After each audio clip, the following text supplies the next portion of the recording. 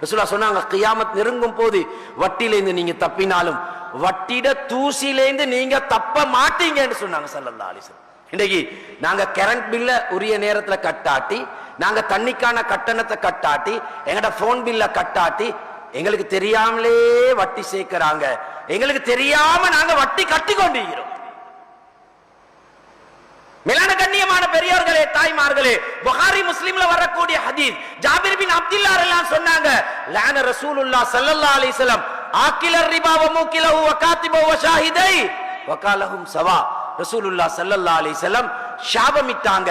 வட்டி எடுப்பவர் கொடுப்பவர், சாப்பிடுறவர் சாப்பிட கொடுப்பவர், அதை எழுத்து வேலை செய்யறவர், அதற்கு சாட்சியாக இருக்கக்கூடிய 5 பேரும் பெரும் பாவின்னு சொன்னான். ஒருத்தர் வாகனம் எடுக்கிறார், லீஸுக்கு வாகனம் எடுக்கிறார், லீஸுக்கு எடுத்த வாகனத்தை எடுக்க வேண்டாம்.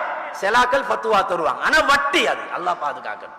ஃபத்வாக்கு நாங்க வேலை செய்யறது இல்ல, அல்லாஹ் ரசூல் சொல்றதை கேட்டு தான் நாங்க வேலை செய்யணும். தேவைக்கு மாதிரி ஃபத்வா கேட்கறது இல்லை. மேலான கண்ணியமான பெரியோர்களே, தாய்மார்களே, அந்த வாகனத்துல போறாரு, வீதி விபத்துல சிக்கிறாரு, அவர் மௌத்தா போறார். மக்கள் எல்லாரும் பேசுறாங்க, வீதி விபத்துல திடீர்னு மௌத் அல்லாஹ் கொடுத்தான்.